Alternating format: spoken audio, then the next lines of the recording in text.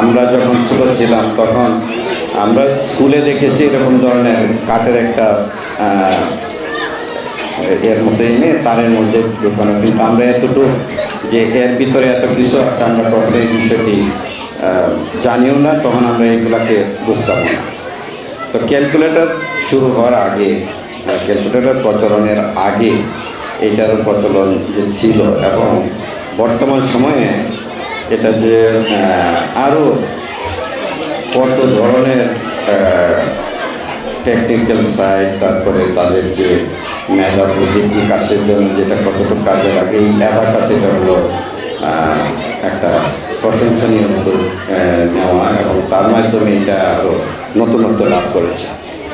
Calculator আমরা সহজেই calculator চাপ দিলে আমরা বুঝে যাই আমরা বা কী চাচ্ছি সেটা আমরা বুঝি, কিন্তু এই যে ক্যালকুলেটর বা কোনো মানে মেশিন, কোনো যন্ত্র ছাড়া এই যে আমাদের খুদে যেসব শিক্ষার্থীরা তারা যে এইগুলো আয়ত্ত করেছে, এবং আমি বিভিন্ন সময় বিভিন্ন জায়গায় দেখি যে তারা অল্প সময়ের মধ্যে সেগুলো সমাধান করে দিচ্ছে। তো এই বিষয়গুলির জন্য অভিভাবকদেরও একটা আগ্রহ থাকতে হয়, এবং যারা শিক্ষার্থী তাদের মধ্যে একটা আগ্রহ তৈরি করতে হয়। তো এই যে প্রোগ্রাম আর এই যে আয়োজন, এইগুলো তো ধারাবাহিকভাবে চলছে, এবং আরও দিন দিন বিভিন্ন ধরনের কারিকুলামের সাথেও শিক্ষার্থীকে যুক্ত করলে কিন্তু তারা ভবিষ্যতে আরও নানা দিকে তারা অগ্রসর হবে, মেধা বুদ্ধির বিকাশ ঘটবে, তাদের নানাবিধ চিন্তা শক্তির, মূলত এই বিষয়টা কিন্তু একটা চিন্তা শক্তির বিষয় থাকে। আজকাল ছেলে মেয়েদের কিন্তু পড়াতে বসানোর জন্য বেশিরভাগই তাকে মোবাইল নিয়ে ব্যস্ত বা অন্যান্য আনুষঙ্গিক বিষয়গুলো নিয়ে ব্যস্ত থাকে, কিন্তু এর মাধ্যমে যে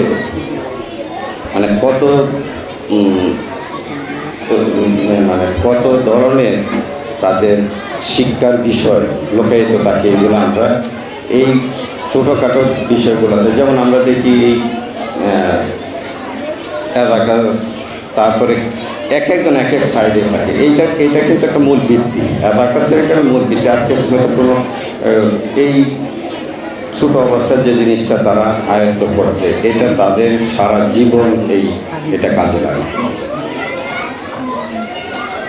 তো আমরা এখন স্কুল পর্যায়ে যারা অংশগ্রহণ, তারা কিন্তু পরবর্তীতে দেখা যায় কলেজ পর্যায়ে যাবে, ইউনিভার্সিটি পর্যায়ে যাবে, দিন দিন সব কিছু সহজ মানে স্বল্প সংক্ষিপ্ত করে ফেলছে, এবং অনলাইনের যুগে অনেক কিছু সমাধান সেভাবে পাওয়া যায়, কিন্তু নিজের শুধু হাতের মাধ্যমে, চিন্তা শক্তির মাধ্যমে যে কত ধরনের কাজ করা যায়, এগুলো কিন্তু এই সব কিছু কাজকর্মের মধ্যে আমরা দেখতে পাই, এবং এইগুলো খুবই প্রয়োজনীয়।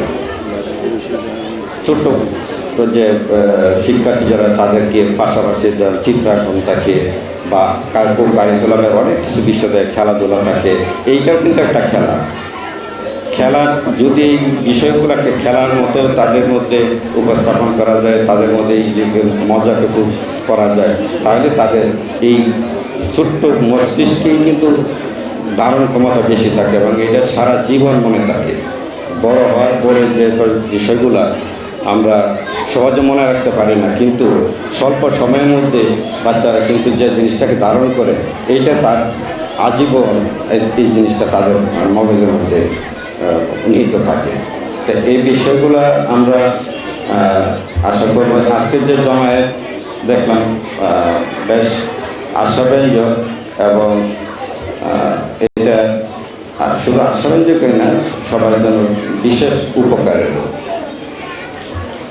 তো এই আমরা যখন বিশ্ববিদ্যালয়ে বিভিন্ন পরীক্ষাগুলো দেখি, আমরা তো এক সময় ছাত্র ছিলাম, তো আমাদের সময় কিন্তু এত কিছু ছিল না, স্বল্প কিছু, আমরা হয়তো অল্প কয়েকটা নামতা থাকতো নিচের দিকে, ওই টি4 পর্যন্ত পড়ি, তারপর খুব কম বইও আমাদের কম ছিল, কিন্তু আমরা যেভাবে পরিশ্রম, আমরা গ্রামে পড়াশোনা করেছি, আমরা পর্যন্ত ব্যাগও নিতাম না, হয়তো বইগুলো কিছু হাতে নিয়ে আমরা স্কুলে চলে যেতাম, আবার এসে বিকালে খেলা, তারপর সন্ধ্যার আগে আমরা বাসায় ফিরে পড়তে বসতাম। কিন্তু বর্তমান সময়ে কিন্তু এই সময়টা আমরা দেখি না। শহরে যারা বসবাস করে তারা অনেক কিছু থেকে বঞ্চিত।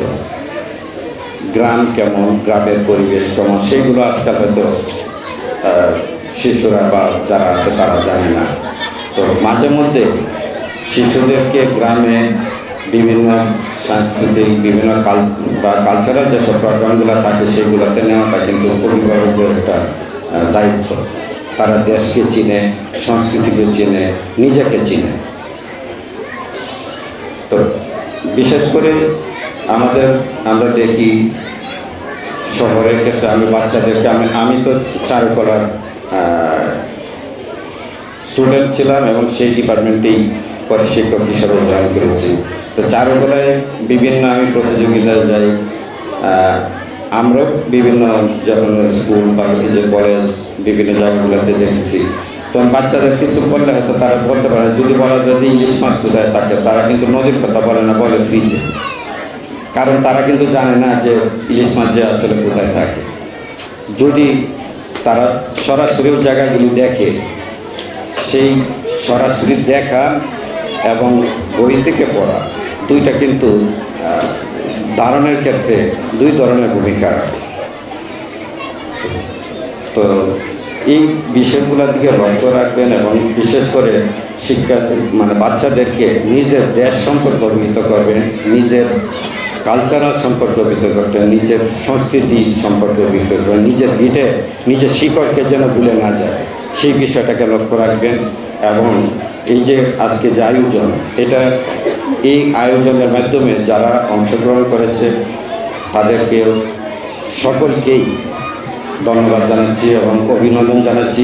যারা পুরস্কার পেয়েছে তাদেরকেও তো অভিনন্দন বিশেষভাবে জানাচ্ছি। সেইটা যারা অংশগ্রহণ করে সবাই কিন্তু, যারা এই কোর্সগুলো করেছে কিন্তু সবাই কিন্তু এই বিষয়ে একটা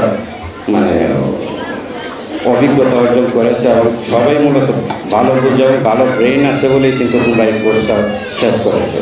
তো ধারাবাহিকভাবে তোমরা এগুলোকে চর্চা করো। যে কোনো বিষয় চর্চার মাধ্যমে কিন্তু এটা আরও উন্নততর হয়। গবেষণার মাধ্যমে একটা জিনিস যেমন আরও ব্যক্তি লাভ করে। তোমরা যদি এখানেই থেমে যাও তাহলে পরবর্তীতে কিন্তু আর কিছু তোমাদের এটা কোনো কাজে লাগবে না। কিন্তু এটা কিন্তু আসলে খুবই একটা গুরুত্বপূর্ণ জিনিস। তোমরা যদি চর্চা করো তো অধিকতর এক এক করে তোমরা অনেক উপরে যেতে পারবা। সকলকেই এই বিষয়টা খেয়াল রাখবা। তো আমি এই যারা আয়োজক এবং এই যে অ্যাবাকাসের শিক্ষক যারা আছেন তারা যে পরিশ্রম দিয়ে এবং এমন একটা প্রোগ্রাম বা এমন একটা কোর্স তারা পরিচালনা করে। আমার ছেলের জন্য আমি মূলত ফর্ম একটা নিয়েছিলাম, কিন্তু আমি আসলে সময় স্বল্পতার জন্য আমি পারিনি। কারণ আমিও চাকরি করি, আমার ওয়াইফও চাকরি করে, যার জন্য পারি। কিন্তু এখন আমার কাছে আফসোস হয় যে আমি কেন দিতে পারলাম না। তো ভবিষ্যতে আমিও দেখব যে কিভাবে দেওয়া যায় বা কোনো একটা সুযোগ তৈরি করা যায়। তো যারা অংশগ্রহণ করেছ অভিভাবকদের প্রতি, আসলে বাচ্চাদের চেয়ে বেশি খেয়াল রাখতে হবে অভিভাবকদের প্রত্যেকটা ক্ষেত্রেই। আমরা এখন দেখি যে বিশ্ববিদ্যালয়ে যাওয়ার পরে স্কুল পর্যায়ে শিক্ষার্থীরা যেভাবে পড়াশোনা করে, বিশ্ববিদ্যালয়ে যাওয়ার পরে কিন্তু আমরা এতটুকু আসলে খেয়াল করি না। বিভিন্ন এর জন্য আমরা শুধু ক্লাস যতটুকু দরকার ততটুকু করি, যে আসলো না আসলে নাই।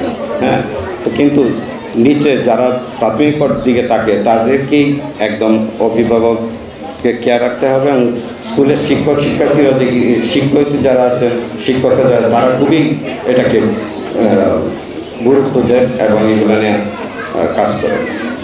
তো আজকে এই শেষের দিকে আমি সবাইকে অভিনন্দন জানাবো। আবার এই অ্যাবাকাস চর্চা অব্যাহত থাকুক, এর অগ্রগতি হোক এবং যারা আছে সকলেই অংশগ্রহণের মাধ্যমে এটাকে আরও সাফল্যমণ্ডিত করব এই আশা রাখি আমি